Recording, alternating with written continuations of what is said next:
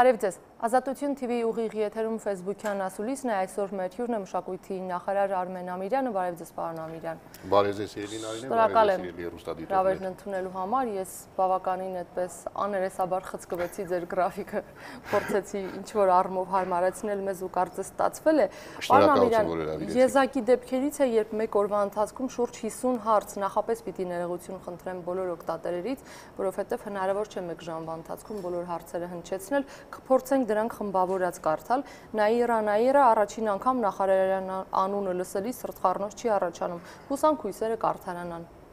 Նախ ուզում եմ շնորհակալություն հայտնել, քանի որ այդքան մեծ թվով հարցերը դա նշանակում է մեր հասարակության վերաբերմունքը մշակույթի հանդեպ բավականին շատ է եւ ուշադրությունը մեծ է, դրա համար շնորհակալություն։ Նաեւ ձեր հանդեպ։ Այո, թերևս ես կարծում եմ, որ իմ անձը նաեւ մշակույթին է ծառայում այսօր։ Հարցի առաջին մասով մեկնաբանություն չտամ, երկրորդ մասով շնորհակալություն հուսանք։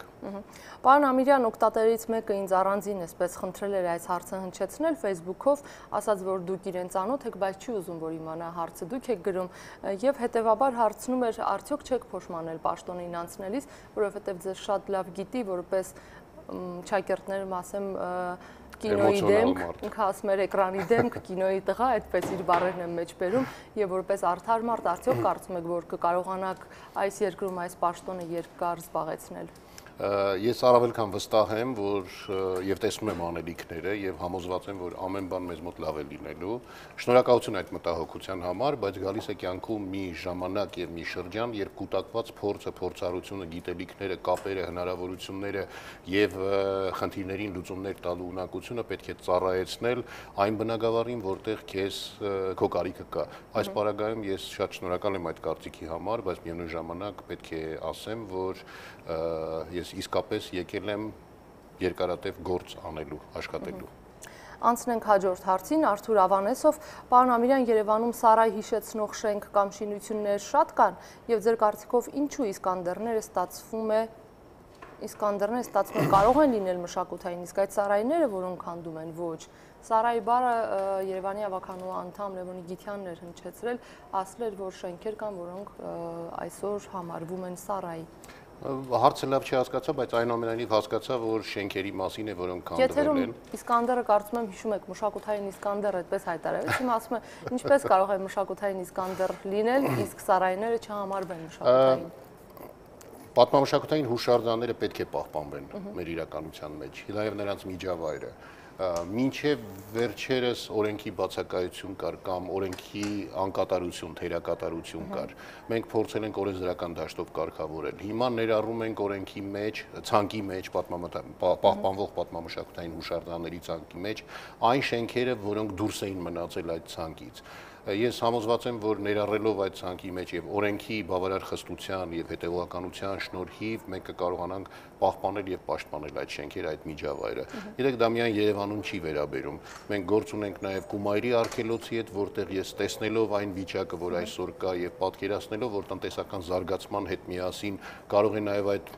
մշակութային ճարտարապետական ագրեսիան տեղափոխվել Գյումրի, ես սկսում եմ սարսափել։ Ուստի օրենքը, օրենքի խստացումը ոչ միայն նրա համար է, որ Երևանում պաշտպանենք մնացած գոնե 1-2 շենքերն ու շինությունները, այլ նաև մեր հանրապետությունում, Վանաձորում, Գյումրիում, Գորիսում կարողանանք պահպանել այն միջավայրը եւ այն պատմամշակութային հուշարձան շենքերը, որոնք դեռ այսօր կան։ Պարոն Ամիրյան, կարծում եք օրենքն էր անկատար, երբ Փակ շուկան այդ ճակատագիրն ունեցավ, երբ Աֆրիկյանների տունն այդ ճակատագիրն ունեցավ, արդյոք գերակշիռ չէր հատկապես Սամվել Ալեքսանյանի դերը Փակ շուկայի մասով։ Մարդիկ են թե օրենքն էր։ Դժվարանում եմ մեկնաբանել, բայց այն ժամանակ օրենքը անկատար էր եւ Փակ շուկան ներառված էլ չէր պահպանվող պատմամշակութային հուշարձանների ցանկում։ Այսօր այն բոլոր հնարավոր շենքերը, որ մնացել են եւ հնարավոր է պահպանել, մենք բոլորը ներառում ենք պատմամշակութային հուշարձանների ցանկում։ Լավ, Գոհար Հակոբյան, պարոն Ամիրյան, չեք կարծում, որ ուռճացված PR-ով հնարավոր չէ երկար ձգել։ Առավոտի Գոհարն է հավանաբար, ուզում եմ բարևել։ Ես նրան հրավիրեցի միասին սելֆի անելու, որովհետեւ Գոհարը մեղադրում էր, որ ամենտեղ ես եմ երևում եւ դա համարում է PR։ Գիտեք, այո, այն ինչ ժամանակին մենք համարում էինք Այն ժամանակին մենք համարում ենք ոչ պատշաճ պահելաձև, այսօր համարում ենք PR եւ փորձում ենք ցույց տալ ավելին նկարները տեղադրում ենք Facebook-ում, ասում ենք եկեք լայքեք, հավանեք մեր նկարները։ Ինչ վերաբերում է իմ աշխատավոճին, ես դա PR չեմ համարում, ես համարում եմ բաց թափանցիկ աշխատանք եւ փորձում եմ հնարավորինս բաց աշխատել, որպեսզի հասարակությունը տեսնի, թե մենք ինչ խնդիրներ ենք փորձում լուծել։ Դրա ապացույցը կներեք, որ ընդհատում եմ, նաեւ այն է, որ չմերժեցիք ձեր գործընկերի Գնատի Առաքելյանի նման հրավերը։ Հիմա ես չեմ կարող ասել, սա PR է, թե մեր աշխատանքի արդյունքները զեկուցելու հնարավորություն, հանրության հետ մեկ անգամ եւս շփվելու հնարավորություն, ներկայացնելու մեր խնդիրներն ու խնդիրները, նաեւ այն նախագծերը, որ նախատեսում ենք, նաեւ սա հնարավորություն է, որպեսզի մենք կարողանանք աջակիցներ, գործընկերներ գտնել, երբ ներկայացնում ես նախագիծը։ Ես չեմ կարող այս ամենը անվանել PR։ Սա պարզապես բաց թափանցիկ աշխատանքի գործելավոճ է։ Շնորհակալ եմ, Գոհարա Հակոբյան եւս մեկ հարց է գրել, ասում է դուք մտավորականների հետ ասել եք, որ ցանկանում եք Երևանյան լճի, ապա Սևանի տակ թանգարան ստեղծել։ Ինչքանով է դա իրատեսական, կա արդյոք այդքան գումար, եթե այո, ինչու անմխիթար վիճակում գտնվող այլ թանգարաններ չեք նորոգում եւ արդյոք խորհրդակցել եք բնապահպանների հետ, օրինակ խմելու ջրի միակ պաշար Սևանա լճի տակ թանգարան ստեղծելու հարցով կանխավ, շնորհակալ է։ Սկսենք հակառակից, նախ ոչ թե Երևանյան լճում Սևանում, այլ Սևանում հետո Երևանյան լճում եւ այլ ջրամբարներում, որտեղ որ դա հնարավոր է։ Այո, սա շատ հետաքրքիր թանգարան է, որը ջրասուզակների համար է լինելու։ Խորհրդային անցյալի մեր արձաններ կան բավականին շատ, որոնք այսօր պահեստներում ուղղակի փակված են, դրանք հազարավոր արձաններ են, բայց սա եւս մեր անցած պատմությունն է, մեր անցած պատմության ժամանակագրությունն է, որը պետք է ցուցադրել։ Եվ կարծում եմ ջրասուզակների համար ստեղծելով այդ թանգարանը մենք կկարողանանք նոր զբոսաշրջության հնարավորություն ստեղծել, կկարողանանք մեր երեխաներին ծանոթացնել հետաքրքիր թանգարանին ու մշների հետ։ Դա ոչ միայն ջրի հատակին, այլ նաև լինելու է ափամերձ տարածքում, եւ ես չեմ կարծում, որ քարե արձանները կարող են էկոլոգիային վնասել։ Այնինչ վաղուց աշխարհում նորություն չէ։ Հարյուրավոր տեղեր կան նման թանգարաններ, ինչու Հայաստանը չունենա, եւ եթե լինի թեմատիկ թանգարան, այնտեղ լինելու են հատուկ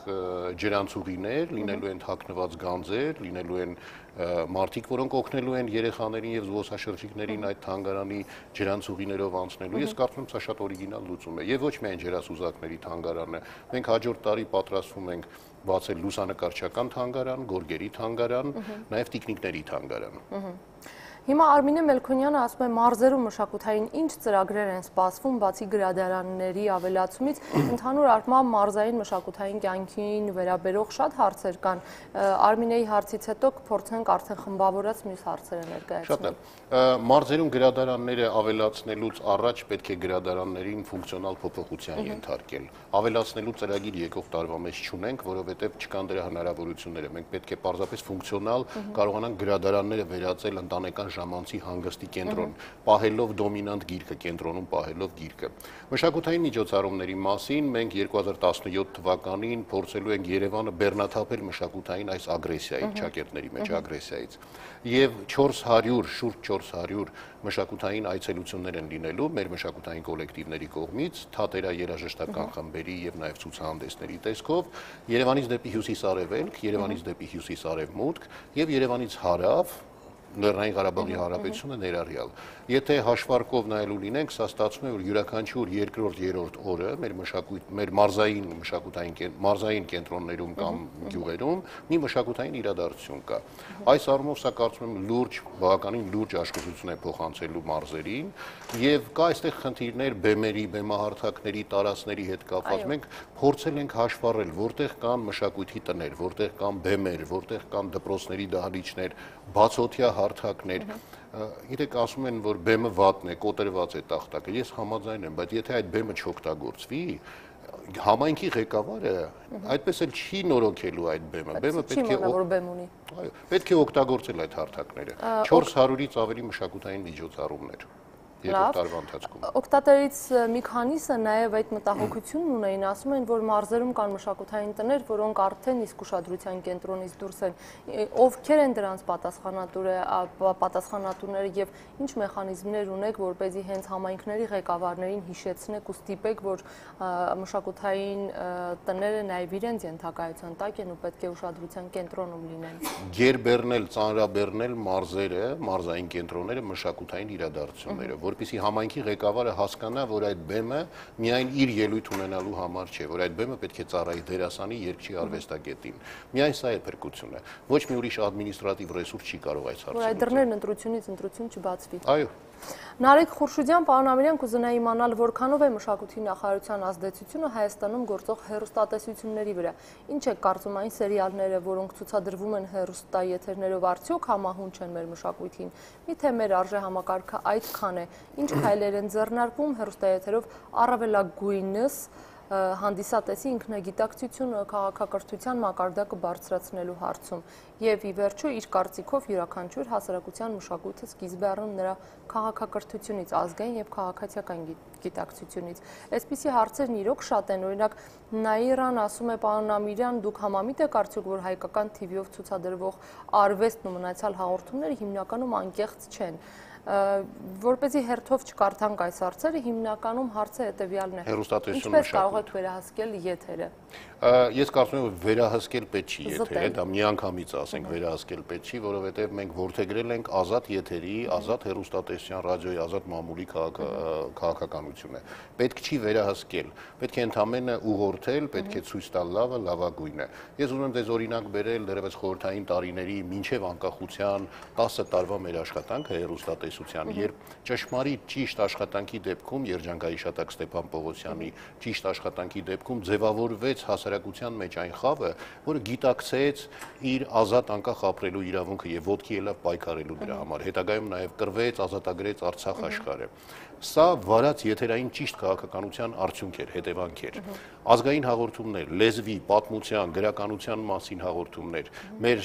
ազգային ազգագրական երգ-երաժշտությունը։ Վատի կողքին բարձրացնել լավը։ Այո, հեռուստատեսությունը այո բիզնես է, հեռուստատեսությունը սակայն տնտեսագիտության կանոնով չի աշխատում, ինչպիսի պահանջարկ կա տալ այնպիսի առաջարկ, հեռուստատեսությունը եւ ընդհանրապես մշակույթը պետք է իր առաջարկով ձևավորի հասարակության մեջ պահանջարկ, հայրենասիրության, ազգասիրության, հայկական մշակույթի պահանջարկ։ Այս առումով մենք 17 թվականի ընթացքում արդեն ձեռք ենք բերել պայմանավորվածություններ տարբեր հեռուստաընկերությունների ղեկավարների հետ եւ շարունակում ենք ձեռք բերել պայմանավորվածություններ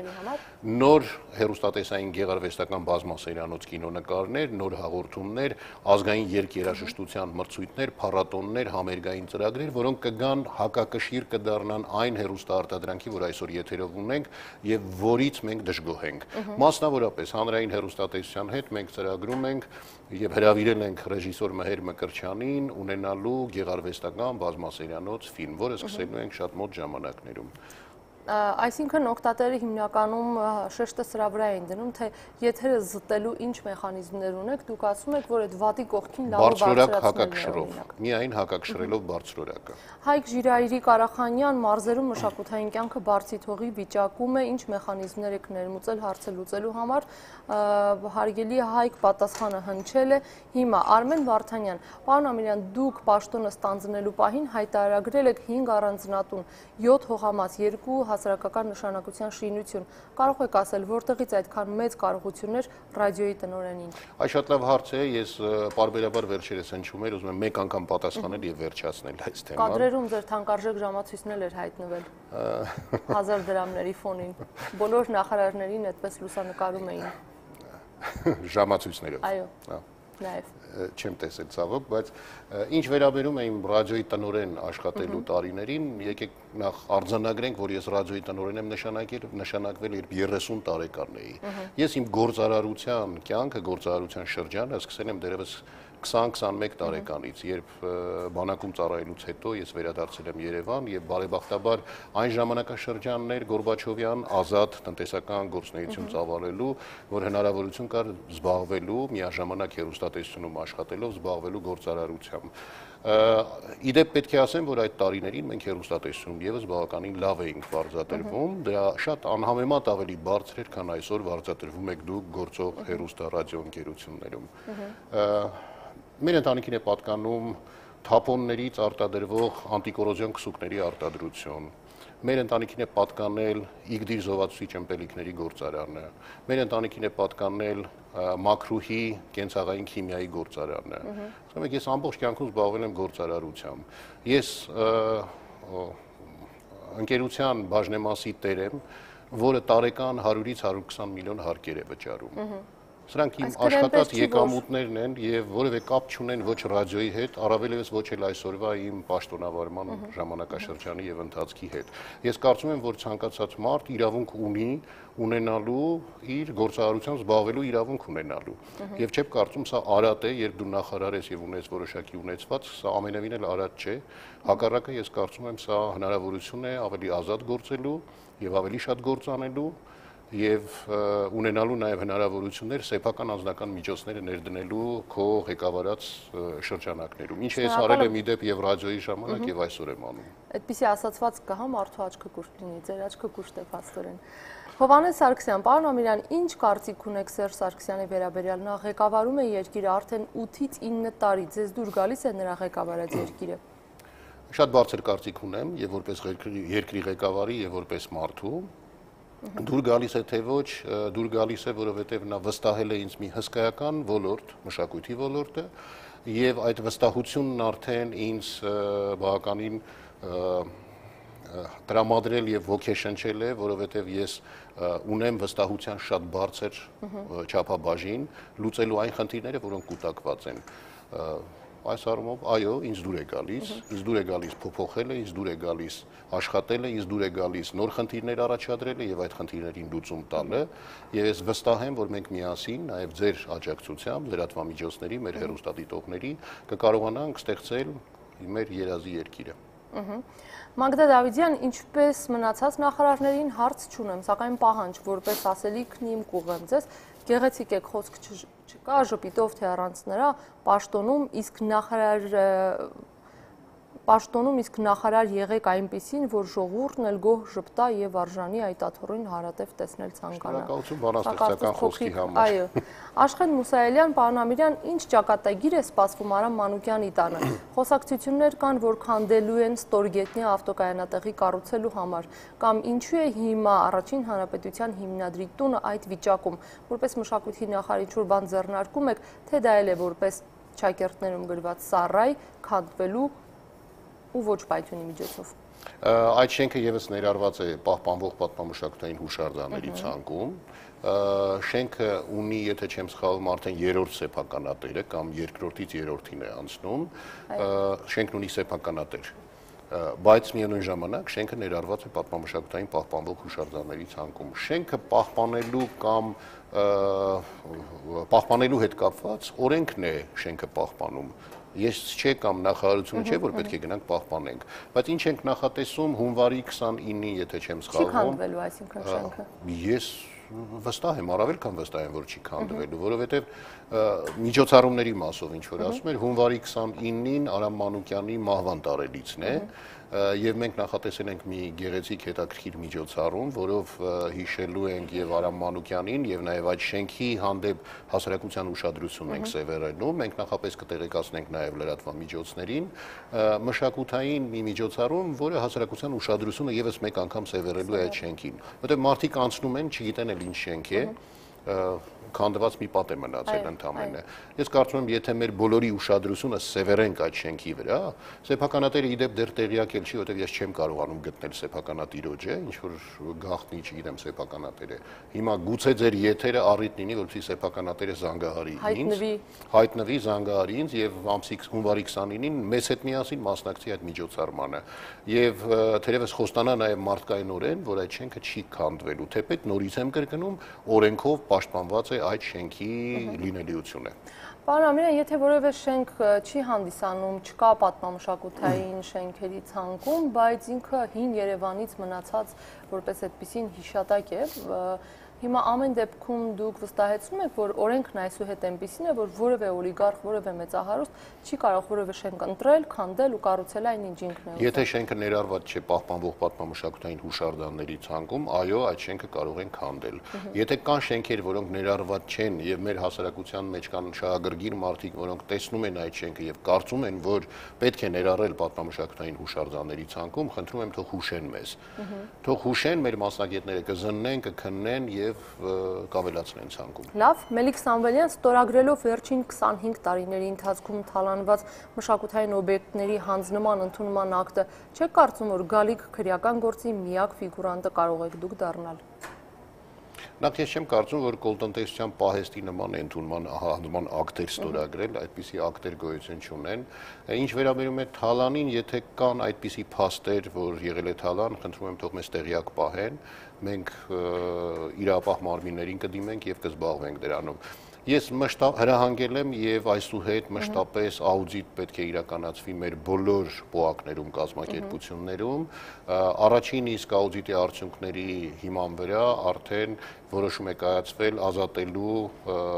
պատմամշակութային հուշարձանների պահպանման ՊՕԱԿ-ի տնօրենին, որն այս պահին վատառողջ է եւ ես չեմ ստորագրել ազատման հրամանը, սպասում եմ երբ կառողջանա, որովհետեւ այնտեղ իսկապես հայտնաբերվել են ֆինանսական չարաշահումներ։ Մարդը պետք է ազատվի աշխատանքից եւ պետք է, ինչպես որ ՊՕԱԿ-ներ պատմամշակութային հուշարձանների պահպանման եւ չարաշահումների մասին է խոսքը։ Այո, կան չարաշահումներ ֆինանսական, կան բավականին բաց թողումներ, մարդը պետք է ազատվի, պետք է պատասխան տա եւ պետք է վերականգնվեն այդ միջոցները։ Իրավապահները զբաղվում են արդեն։ Պետք է զբաղվեն։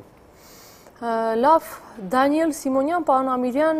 այս հարցը ինձ տանջում է, էլ որ շենքն է տգեղացնում քաղաքը, միանգամից քանդեք բրցնենք։ Ես քանդող չեմ։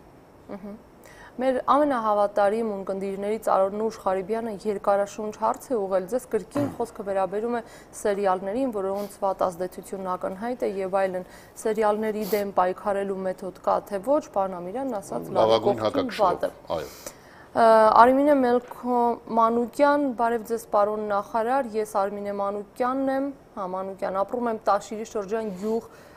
Պրիվոլնոյում, գյուղում ունենք 100-ից ավելի երեխաներ, սակայն ոչ մի զբաղմունք չկա նրանց համար, ոչ մի հետաքրքրություն չկա, որ երիտասարդ սերունդը իրենց զգա այս երկրի մի մասնիկը, մարդիկ ստիպված երեխաներին ուղարկում են քաղաք, պարի, երգի, սպորտի, խնդրում ենք ձեր աջակցությունը։ Այո, մշակութային միջոցառումներին զուգահեռ, այնինչ որ ասացի 400 մշակութային միջոցառումներ, դրան զուգահեռ մենք նաև ծրագրել ենք ֆիլմ ցուցադրող մի մեքենա, որը պետք է շրջի բոլոր գյուղերով տարվա 365 օրը եւ ցուցադրի հայկական ֆիլմեր եւ նաեւ ժամանակակից ֆիլմեր, յուրաքանչյուր գյուղում պետք է կանգնի առնվազն 1 օր եւ այդ մեքենայի մեջ լինելու են նաեւ գրքեր, գրքերը տրամադրվելու են գրադարանի ձևով գյուղի երեխաներին, այցելուներին, որպեսզի կարդան եւ վերադարձնեն։ Եթե չվերադարձնեն, ոչինչ, գրքի գողը գող չի։ Մենք նոր գրքեր կդնենք այնտեղ։ Այդա Սարգսյանը մի հարց է գրել ձեր պաշտոնավարման առաջին օրերից, սա կարծես այսպես բուռն քննարկման թեմա դարձավ։ Պարոն Ամիրյան, դուք այլևս ծաղիկներ չեք նվիրում ձեր կնոջը, թե սպասում եք նոր պաշտոն ստանալուց նվիրեք։ Ես ցավում եմ, որ մեր հասարակության մեջ կնոջը ծաղիկ նվիրելը եւ քնքուշ խոսքեր ասելը նման բուռն ռեակցիա կարող էր առաջացնել, դա շատ ցավալի է, եթե սիրելի կնոջը մեր տղամարդիկ չեն նվիրում ծաղիկներ։ Սա եւս մշակույթի պակաս է, ես կարծում եմ, որ մենք մշակույթով պետք է նաեւ լրացնենք այդ բացը, որովհետեւ մեր կանայք հաճույք ստանան ծաղիկ ստանալուց, տղամարդիկ էլ ծաղիկ նվիրելուց քնքուշ խոսքեր շշնջան։ Եվ սովորական դառնա դա։ Ինչպես։ Եվ սովորական դառնա դա։ Այո։ Ու չշահարկվի։ Վալիա Շտոյան, բարև ձեզ, ինչ քայլեր կարող եք ձեռնարկել, որ Գյումրու մեր մանկության տանգոն ֆիլմի Վառեմ Մարեմ պատշգամբի շենքի ճակատագիրը դրական լուծում ստանա, այն փլվում է։ Քիչ առաջ ես խոսում էի հենց Գումարի արգելոցի մասին, մենք նախորդ 1-2 շաբաթների ընթացքում մեր աշխատակազմով գնացել ենք այդ շենք, ուսումնասիրել ենք, ունենք նախագիծ պատրաստած։ Նախագիծը ամբողջությամբ վերանորոգելու պատրաստ է, բայց արժեքը բավականին բարձր է Գումարի, մոտ 1 միլիոն ամերիկյան դոլարին համարժեք դրամ։ Ֆասադը պահպանելով։ Ֆասադը պահպանելով, շենքը նորոգել, ամբողջ ներքին բակը, որտեղ շենքի մի հատվածը, որտեղ տեղակայված է մեր մարզային գրադարանը, նորոգված է, բավականին լավ վիճակում է եւ գրադարանը շատ լավ այցելուներ ունի եւ լավ վիճակում գրադարան է։ Սա շարունակության մասին է խոսքը։ Բայց այս պահին մենք չունենք այդ գումարները։ Մենք որոշեցինք մեր գործընկերների հետ միասին պատրաստել այդ շենքի վերականգնման անիմացիոն պատկերը, փորձենք բովանդակություն շունչ ներշնչել այդ շենքին, ինչեր են լինելու այդ շենքի ներսում, շենքի պատուհանները վիտրաժային լուծումներով փորձենք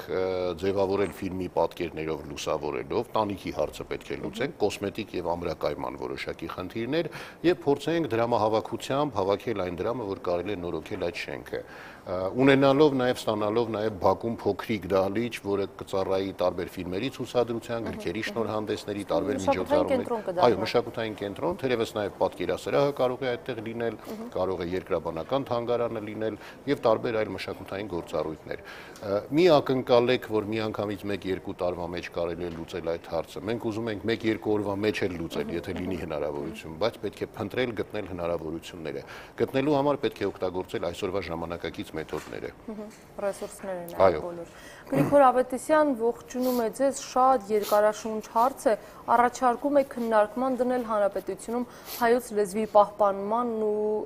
վերծանման հարցը։ Անկախությունը սեփական լեզվի, լեզվամտածողության դրսևորման հիմնական նախապայմանն է, խնդիրներ է առաջ քաշել ու կարծում է, որ դուք դրանք գիտեք, կարող է արդյոք մշակույթի նախարարությունը վերադարձնել ժողովրդին հայերենը։ Հրաշալի հարց է, բայց միայն մշակույթի նախարարությունով չի լուծվում այս հարցը, սկսած դպրոցից, մանկապարտեզից խնդիրը առկա է, եւ սա շատ լավ էր, որ հնչեց այս հարցը, մենք ուզում ենք դեկտեմբերի 24-ից սկսած մեկ շաբաթ հայտարարել վիրտուալ տարածքում հայախոս գրելու շաբաթ եւ շնորհակալության շաբաթ։ Մեր իրականության մեջ բացակայում է, պակասում է շնորհակալություն բառը, շատ կարեւոր բառը, որ մեկս մյուսի կարողանանք շնորհակալ լինել եւ շնորհակալություն հայտնենք։ Շնորհակալ լինենք Աստծուն, մեր ծնողներին, մեր զավակներին, մեր ընկերներին, որ մենք կանք, շնորհակալ լինենք այսօրվան, այս իրականությանը, որ մենք ապրում ենք, շնորհակալ լինենք, որ մենք անկախ ազատ Հայաստանում ենք ապրում, պետք է ուրախ լինենք դրա համար։ Դեկտեմբերի 24-ից մեկ շաբաթ մենք հայտարարում ենք վիրտուալ տարածքում հայատար գրելու եւ շնորհակալության շաբաթ։ Եվ այն շնորհակալության հայատար մեկնաբանությունները, որոնք կգրվեն եւ կուղարկվեն եւ ինտերնետային մերեջին, դրանցից լավագույնները պետք է պարգևատրվեն մրցանակներով։ Շնորհակալ եմ, դուք տեսնում եք ուղիղ եթերում օգտատերերն առավել քան ակտիվ են, հարցերն ավելանում են, բայց մենք պիտի հարցնենք դեռ շուրջ 50 հարց եթերում հնչեցնել։ Ժիրայր Ոսկանյանը այստեղ լուսանկարներ է գցել, դուք դրան կարող եք հետո դիտել։ Խոսքը վերաբերում է, այո, կարմիր բլուրին, նկարագրել է վիճակն ինչպիսին է, սարսափելի եւ այլն, այնտեղ ասում է, որ աղբանոց է դարձել եւ հարցնում է, ինչ կարող եք անել այս վիճակը շտկելու համար։ Այո, Ժիրայրը կարծեմ ինձ ուղարկել էր նախապես նաեւ այդ նկարները, ես տեղյակ եմ այդ ամենի մասին։ Գիտեք, լուծումներից մեկը այսօր ստորագրված պայմանագիրն էր Պիատրովսկու հետ, որ մենք փորձելու ենք այդտեղ իրականացնել Այո, անշուշտ ցուցադրեք։ Մենք այդտեղ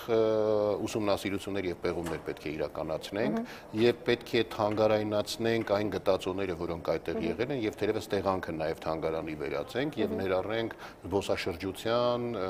ցանցի մեջ, որովհետեւ եթե չի օգտագործում տարածքը, այն մարդու կողմից այսպիսի բարբարոսությամբ փորձում են վերացնել։ Չէ՞ որ դրանք եւս մեր Հայաստանի Հանրապետության քաղաքացիներն են։ Մենք չենք կարող 10, 20, 30 պահակներ նշանակել այդտեղ 24 ժամ, որպեսզի մեր հայ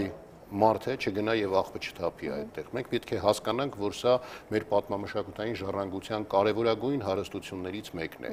Հասկանալու համար պետք է իրեն թանգարանի վերածել, առավել արժևորել, ինչը այսօր մենք առավոտյան մի քանի ժամ առաջ Պիատրովսկու հետ ստորագրեցինք պայմանագիրը։ Այսինքն սա էլ մշակույթի պակաս է, սա էլ խնդիր է, որ պետք է մարդկանց մեջ բարձրացնել այս զգացով։ Նույնն է, ինչ որ եկեղեցու պատերի վրա գրում են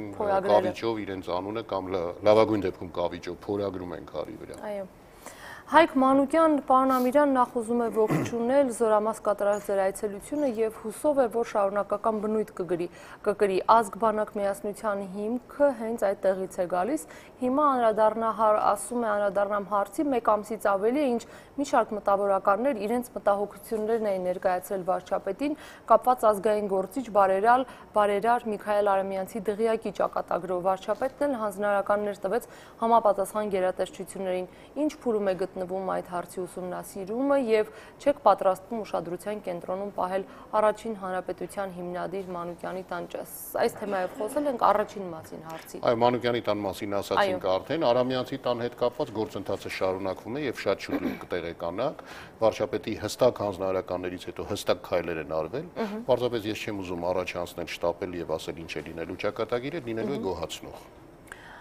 Վարուժան Օլքինյան, հարգելի պարոն Ամիրյան, ինչպես եք վերաբերում քույրերի համար, այո, բրայլյան գրքերի հրատարակվելուն զուգընթաց ձայնային գրքերի գրադարան ստեղծելու հարցին։ Խորհրդային տարիներին դա արվում էր քույրերի միավորման միջոցներով, սակայն կարծում եմ այսօր դա ծանր բեռ կլինի այդ միավորման համար։ Իսկ թե ովքեր կձայնագրեն այդ գրքերը, դուք բոլորից ավելի լավ գիտեք։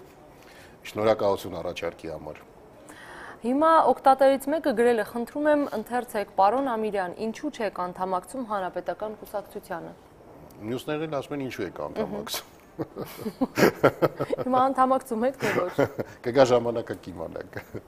Գիտեք, ընդհանրապես թիմային աշխատանքը շատ կարևոր է եւ սահմանադրության փոփոխությունից հետո կարիք կա իսկապես քաղաքական թիմում աշխատելու։ Մինչև ապրիլ ժամանակ կա։ Մտածելու։ Այո։ Որտեղ նորանշանակ գրեթե բոլոր նախարարները միանգամից անդամակցեցին, դուք դեռ մտածում եք, գրեթե բոլորը։ Գրեթե այո։ Դուք դեռ մտածում եք մինչև ապրիլ։ Դու աշխարհը այսպես է օգտատերը ներկայանում, ասում է պարոն Ամիրյան, ինչպես է վերաբերում Եվրատեսիլ երկի մրցույթին Հայաստանի մասնակցությանը։ Արդյոք պետք է մրցույթը անցկացնել Հայաստանում ֆինանսական եւ քաղաքական առումով եւ արդյոք մրցույթը քաղաքական երանգներ է պարունակում իր մեջ։ Մրցույթին պետք է մասնակցել, բայց մրցույթը Հայաստանում անցկացնելը իհարկե ֆինանսական մեծ ծախսերի հետ է կապված, չարժե պարզապես հաղթել այնտեղ, որ մրցույթը գա Հայաստան։ Բայց մասնակցել պետք է, ուղղակի պետք չի ֆետիշացնել, պետք չի կենտրոնում պահել, ինքը շատ լավ մրցույթ է, երիտասարդները ինքնաարտահայտվելու հնարավորություն ունեն, եւ շատ լավ է, որ այս տարի ընտրություն կատարվեց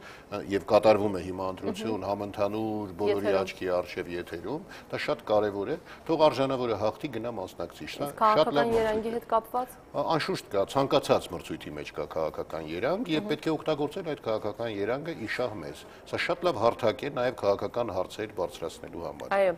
Շահիկ Աթանեսյան խնդրում է հարցը չշրջանցել։ Հարգելի նախարար, հարցը վերաբերում է 2001-2006 թվականին Սերգեյ Դանիելյանի անվան վաստակավոր արտիստ վոկալ ակադեմիայի վերաբերյալ, որի հովանավորը դուք եք եւ Հակոբ Ջամբազյանը, Արմեն Հակոբ ՀԿ-ի տնօրենը։ Ուսուցանելով 5 տարի ստացանք դիպլոմներ, հիմա ասում է, որ խնդիրներ ունեն այդ դիպլոմների հետ կապված եւ ունենալով 20 տարվա մանկավարժական փորձ, դիպլոմ,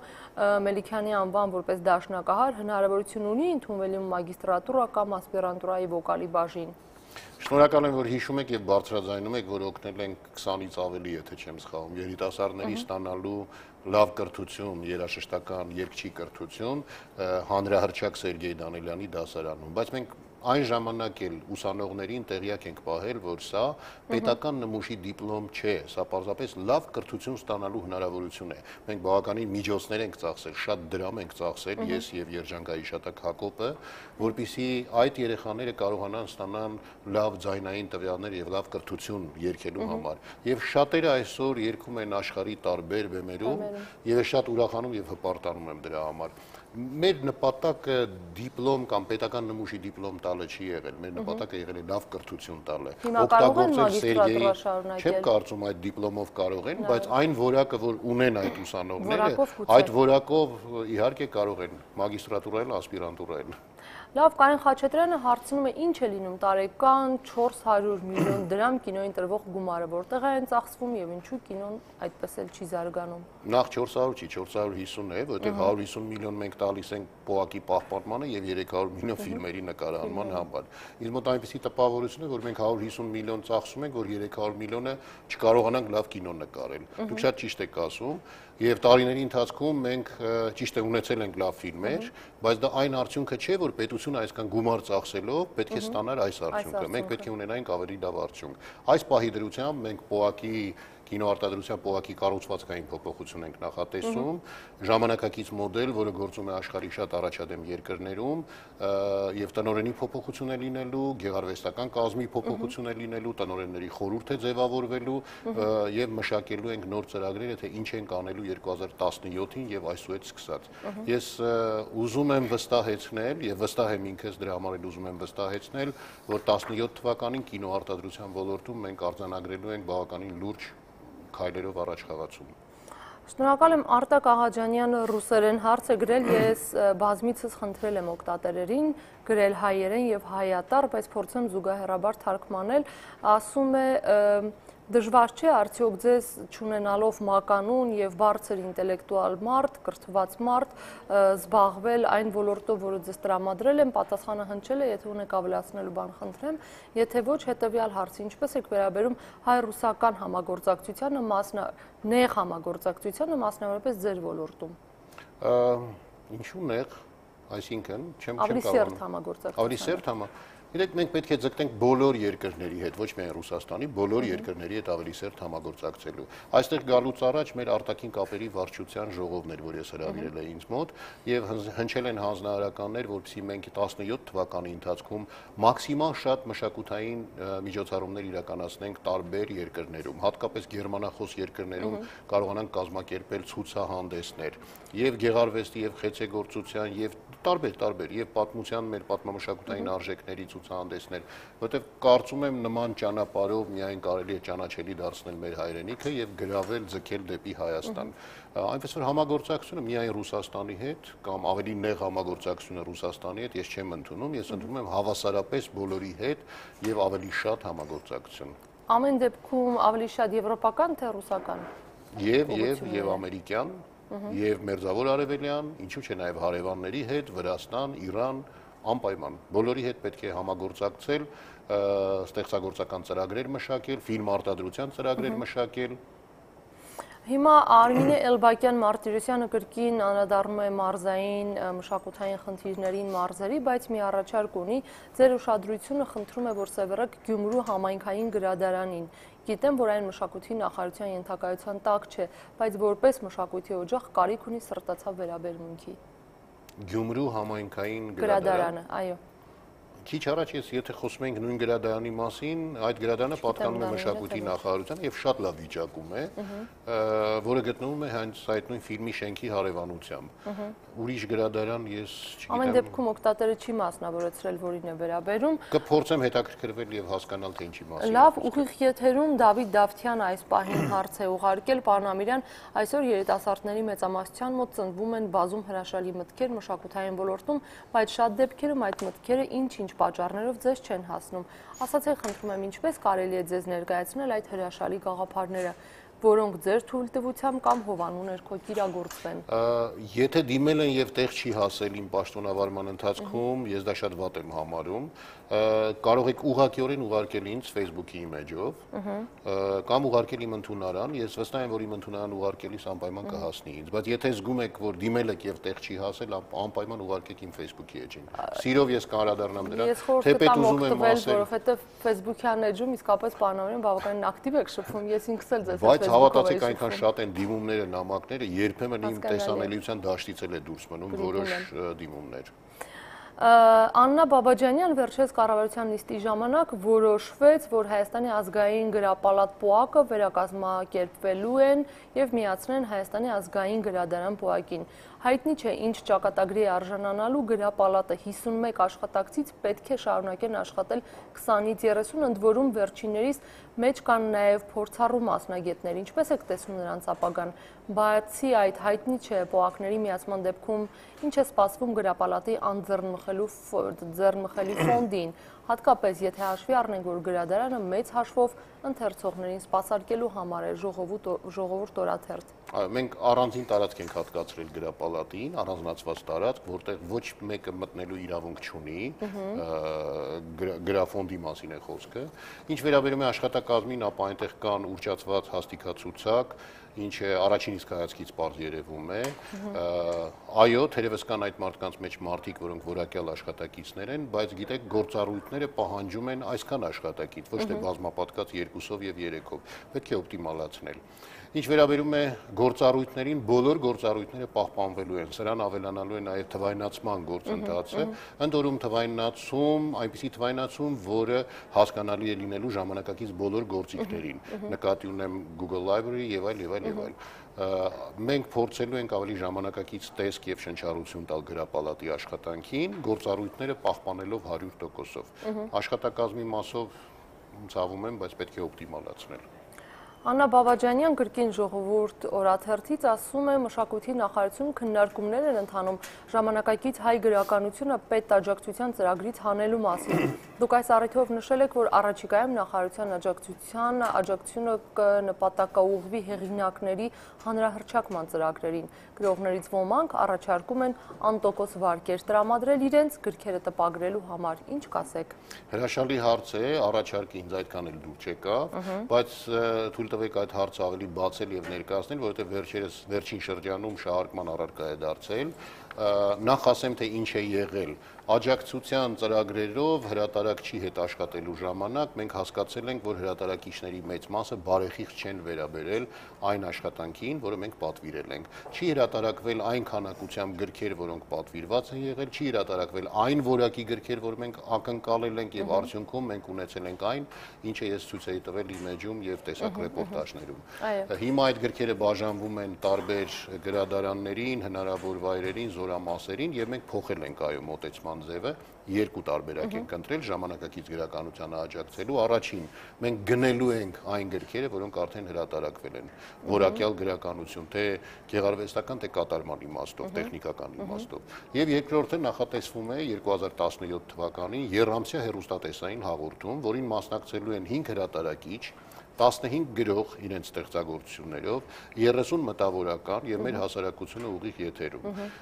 Գրողները հնարավորություն են ունենալու հրավիրելու դերասաններ ներկայացնելու իրենց ստեղծագործությունը, հրատարակիչները 5 հրատարակիչը ընտրելու են 15 գրողների ստեղծագործություններից 5-ը, յուրաքանչյուրը մեկական, միմյանց մեջ բանակցելով, բանավիճելով, թե ով ավելի շատ հոնորար կվճարի այդ ստեղծագործությանը, ով ավելի շատ տպաքանակով կհրատարակի, ընտրելով 5-ը մտավորականության ներկայացուցիչները եւ այո մտավորականությունը եւ հասարակությունը մեր համար, պետության աջակցության համար ընտրելու է եւս 5 գրողի ստեղծագործություն, այսինքն 15 ստեղծագործությունից 10-ը հրատարակվելու է, բայց դա լինելու է ուղիղ եթերում, եռամսյա ժամկետում, եւ սա ոչ միայն հնարավորություն է տալու թափանցիկ բաց ընտրություն անելու, այլ նաեւ սա հանրահռչակելու է գիրքը, գրողը, ստեղծագործությունը, նաեւ հրատարակիչը։ Նաեւ ունկնդիրը Նաեւ ունկնդիրը կապվելու է գրքի, գիրքը դառնալու է դոմինանտ այդ հաղորդման ընթացքում։ Ես կարծում եմ սա լավագույն լուծումն է այդ հարցի լուծման։ Հենց այդ հարցն էր գրել Նարեկ Սարգսյանը, հարգելի Նարեկ Սարգսյան հնչեց պատասխանը, առաջարկում էր բաց մրցույթ հայտարարել եւ հրատարակչության համար պետական բյուջեով հատկացվող գումարը հատկացնել ոչ թե հրատարակչություններին, այլ նախարարության միջոցով բաց մրցույթ հայտարարել։ Սա կարծես դրա մասին էր, եթե չեմ սխալվում, սա ավելի բաց մրցույթի մասին։ Ավելի բաց մրցույթ ուղիղ եթերում։ Արտուշ Չիբուխչյան, պարոն Ամիրյան, դուք կոչ եք արել չծխել եւ այդ գումարը փոխանցել հայկական բանակին։ Ապրիլյան դեպքերին ժողովուրդը ցույց տվեց, որ ոչ միայն կարող է չծխել, կարող է նաև ավելի քիչ ուտել, քիչ հագնել, բայց ուղարկել զինվորին։ Չէ՞ կարծում, որ խնդիրը ոչ թե նա է, որ ժողովուրդը ափսոսում է 1000 դրամ տալ, այլ չի վստահում այն իշխանությանը, ով ամեն օր զբաղված է թալանով ու հենց այդ թալանի կերած փողերն են փորձում հավաքել։ Ռետորական հարց համար ենք անցնենք։ Ասում եք, չեք կարծում, որ սա իրականություն է։ Այն ինչ ինքն է նշել։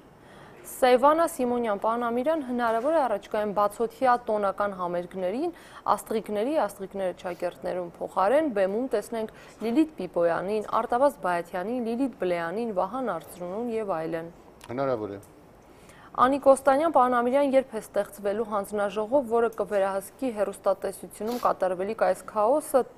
հարգելի Կոստանյան, պատասխան հնչել է հիմա Հերմինե Կարապետյան։ Նորից ուզում եմ կրկնել հեռուստատեսությանը չի կարելի վերահսկել։ Ընդհանրապես մամուլին պետք չի վերահսկել։ Կրկին մշակութային միջոցառումների մասին է խոսքը գնում, Հերմինե Կարապետյանն է գրել, սահմանափակ հնարավորություններով համայնքներում տարբեր մշակութային միջոցառումներ իրականացնելու համար երբեմն ֆինանսական ռեսուրսներից առավել զգացվում է մարդկային ռեսուրսների կարիք, օրինակ քաշաթաղում։ Ինչպիսի լուծում եք տեսնում այս հարցին։ Արդյոք հին պատմական ժառանգություն ներողություն հանդիսացող եկեղեցիների վերանորոգումը գերադասելի չէ նորակառուցումից։ Սա էլ երկրորդ հարցը։ Աննկատի ունի, որ նոր եկեղեցիներ են կառուցում ունկնդիրը, գիտեք, այստեղ շատ կարևոր մի խնդիր կա։ Ես էլ էի մինչև նախարար նշանակվել է ձեր նման մտածում, բայց ներսից խնդիրը մի քիչ ուրիշ է։ Այլ է։ Դուք ճիշտ եք, այո, պետք է շատ գումարներ ուղղել, ավելի շատ գումարներ պատմամշակութային ժառանգությունը նորոգելու, պահպանելու, ամրակայելու համար, բայց կա այսպիսի մի խնդիր։ Այն բնակավայրում, որտեղ չկա եկեղեցի, այդտեղ շատ խիստ զարգացած են աղանդները։ որտեղ որ կառուցվում է առաքելական եկեղեցի, մի անգամից 3-4 աղանդավորական եկեղեցի է կառուցվում հարևանությամբ։ Սա նշանակում է, որ այդ աղանդավորական կառույցները բավականին արմատականացված են, արմատներ ունեն այդտեղ։ Ուստի կան համայնքներ, որտեղ պարզապես գոյություն չունի առաքելական եկեղեցի։ Պետք են այդ եկեղեցիները կառուցվեն։ Լավ, Սվետլանա Գալստյան, պարոնախար, հաջորդ տարի նշանավոր նկարիչ Գայանե Խաչատրյանի 75-ամյակն է։ Ինչպես է դա նշվելու Հայաստանում։ Այս պահի դրությամբ ծրագրերը մշակվում են, բայց վերջնական չեն, անպայման պետք է նշենք։ Սեբակ Գրիգորյան,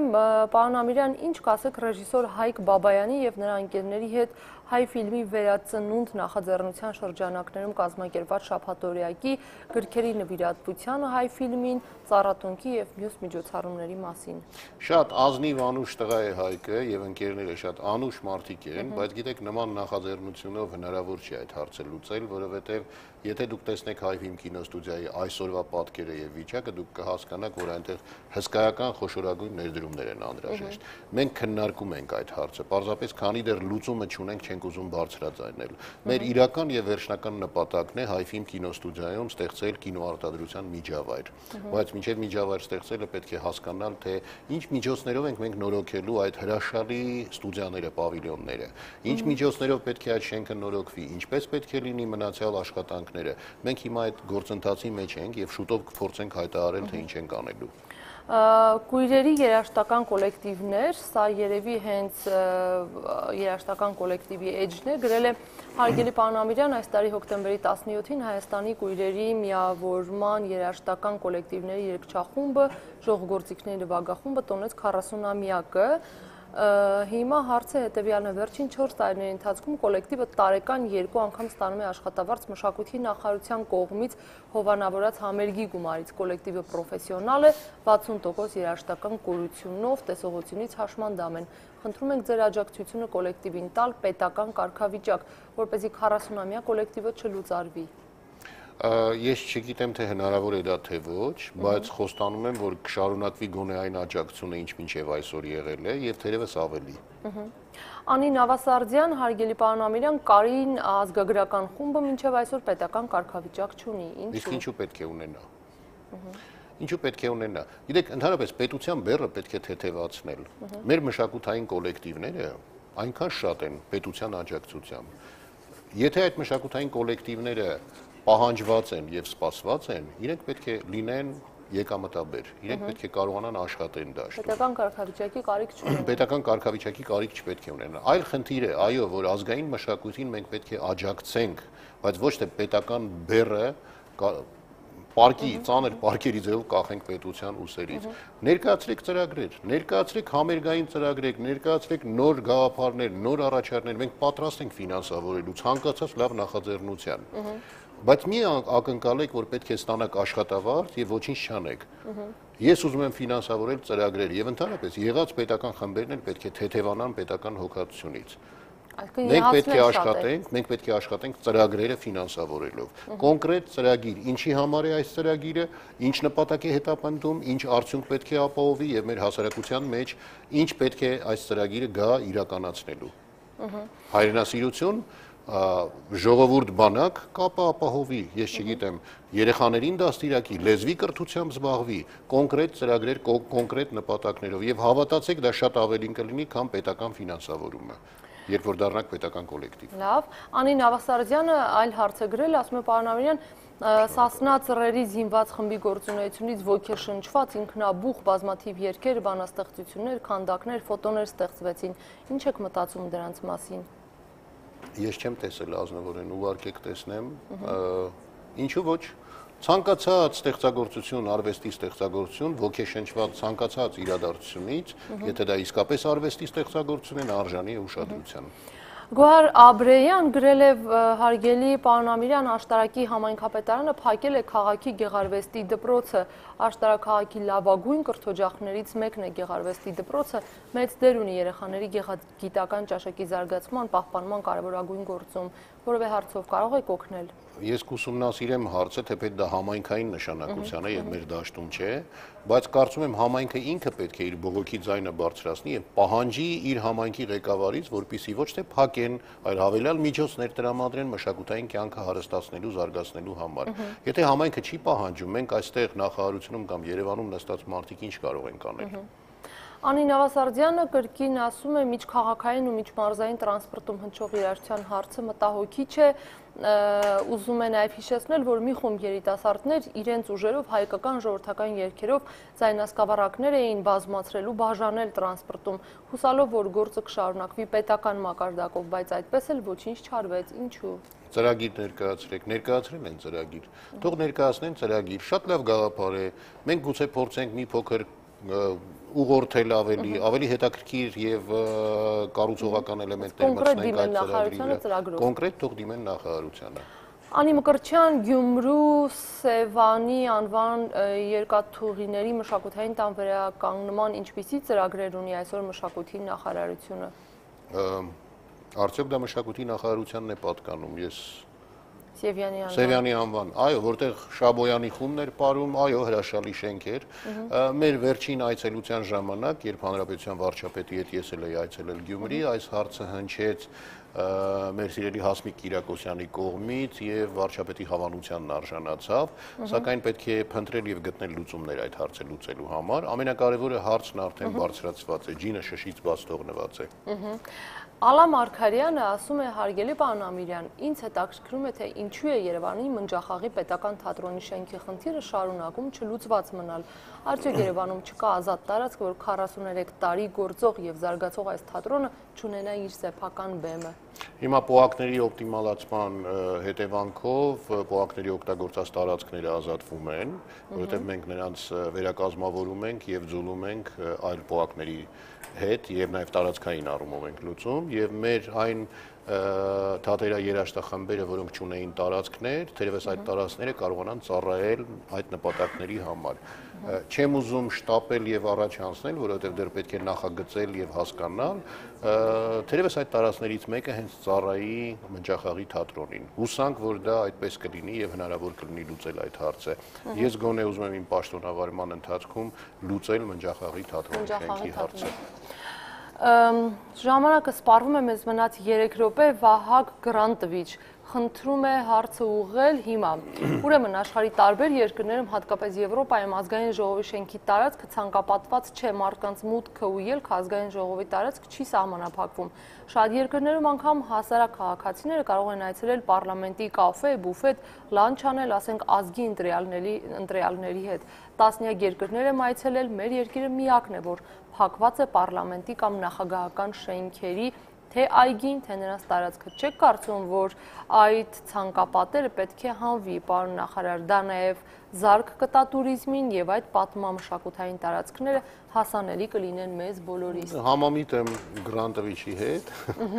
բայց կարծում եմ այդ հարցը ինձանով չէ, որ պետք է լուծում ստանա։ Այո, շատ ճիշտ եք ասում։ Ընդհանրապես բոլոր պարիսպները պետք է քանդել եւ պետք է ավելի բաց եւ ազատ շփվել մեր հասարակության հետ եւ հնարավորություն տալ մարդկանց իրենց կարծիքը ազատորեն հայտնելու, թեկուզ եւ դա լինի դառը ճշմարտություն։ Հովհաննես Գալստյան, պարոն Ամիրյան, ինչ միջոցներ են ձեռնարկվում դեռևս չուսումնասիրված հնավայրերի թալանը եւ թալանի իրացումը վերնիսաժում կանխելու համար։ Դեք մենք ունենք 24000 հուշարձան ամբողջ Հայաստանով մեկ։ Նորից նույն հարցին ենք գալի։ Մենք չենք կարող 24000 հուշարձանի պահպանության համար նշանակել գոնե 24000 պահակ։ Դա շատ դժվար հարց է։ Մեր ժողովուրդը հավանաբար տեսնում է կոնկրետ եկամուտներ այդ ամենի մեջ եւ տեսնում է եւ մեր կողմից պեղված հայտնաբերված հնավայրերից այո տեղի ունենում նաեւ թալան, ես բարձրաձայն հայտարարում եմ դրա մասին։ Բայց այս հարցը լուծելու համար մենք կառուցվածքային որոշ փոփոխություններ ենք իրականացնում եւ արդի ժամանակակից միջոցներով փորձելու ենք ինչ որ ձևով վերահսկել այդ տարածքները։ Ես չգիտեմ արդյունքում ինչ կստացվի, բայց ցանկությունը կա, իսկ երբ մարդ ցանկանում է, հաստատ լուծումները գտնվում են։ Շնորհակալ եմ Սերգեյ Սաֆարյան, պարոն Ամիրյան, հարցը վերաբերում է բալետի պարողներին։ Սովետական տարիներին 20 տարի աշխատելուց հետո գնում էին Այո, հասկանալի է, հարցը շատ խրթին է, այդ հարցով ես փորձում եմ զբաղվել, թոշակի խնդիրն է, որ ուզում եմ որ լուծում գտնենք։ Չգիտեմ թե ինչպես կլինի, բայց կգտնենք լուծումներ, որովհետև մարդը մեղավոր չէ, որ ընտրել է այդ մասնագիտությունը։ Նա պետք է նույն կերպ թոշակավորվի, ինչպես մյուսները։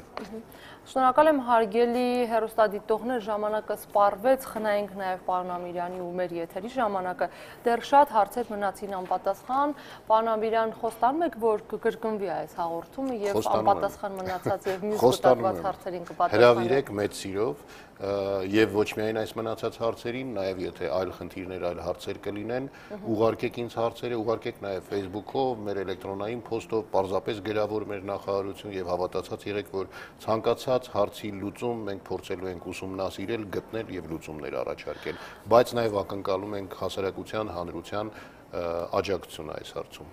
Պարոն Ամիրյան, մի հարց իմ կողմից, եթե դուք այնուամենայնիվ մինչև ապրիլ որոշեք եւ անցնեք Հանրապետական կուսակցության շարքերը ձեր գործի բովանդակության մեջ, ինչ կփոխվի։ Ինչ պիտի փոխվի։ Իսկ ո՞րն է կարևորությունը այս դեպքում, միայն թիմային աշխատանքը, թիմային որոշումը։ Թիմային պատասխանատվության խնդիրը։ Եթե դուք չանցնեք ՀՀԿ-ի շարքերը, թիմից դուրս կմնաք։ Չգիտեմ, չեմ կարողանում ձեր հարցին պատասխանել։ Կգա ժամանակը կորոշենք։ Լավ, օգտատերից մեկը անանուն օգտատերը, ավելի ուրախնոտայով ավարտենք հաղորդումը, ով չէր ուզում այդպես էլ իր անունը հնչեցնել, բայց ասում էր, որ ձեզ մարդիկ առաջին իսկ օրերին, երբ հայտարարվեց մշակույթի նախարարը, դուք եք բոլորն ասում էին, որ էկրանի տղա, ինչու է ձեզ կարծիքը այդպիսին եւ ինչու է դեժավյուով հայացքները ձեզ մինչեւ այսօր ուղեկցում են։ Չգիտեմ, շնորհակալ եմ դրա համար այնուամենայնիվ։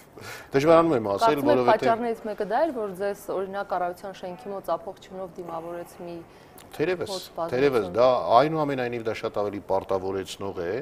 եւ շատ ավելի վտանգավոր է նման ընդունելությունը, որովհետեւ ակնկալիքները միշտ լինում են ավելի մեծ, ավելի բարձր եւ առաջին իսկ սխալները կարող են հակառակ էֆեկտի արժանացնել։ Ես ամեն դեպքում շատ զգուշ եւ ուշադիր եմ, ոչ թե նրա համար, որ չսխալվեմ, այլ որպեսզի հուսախաբ չանեմ այդ մարդկանց։ Եվ վստահ եղեք, սիրելի հեռուստադիտողներ, որ մենք ամեն բան անում ենք, որպեսզի այդ ծափահարությունները շարունակվեն։ Շնորհակալ եմ, հաղորդումն ավարտվեց, Ազատություն TV ուղիղ եթերում Facebook-յան ասուլիսն էր, մեր հյուրն էր մշակույթի նախարար Արմեն Ամիրյանը, ի դեպ Facebook-յան ասուլիսի շրջանակներում որոշել են հրավիրել նորանշանակ գրեթե բոլոր նախարարներին, առայժմ համաձայնել եւ հաղորդմանը մասնակցել է առողջապահության նախարար Լևոն Ալթունյանը, երկրորդը դուք, պարոն Ամիրյան, հրավերք մերժել է գյուղատնտեսության նախարար Իգնատի Առաքելյանը, կփորձենք հերթով բոլորին դիմել, իսկ դուք սպասեք մեզ եթերում ամեն երեքշաբթի ժամը 16-ին։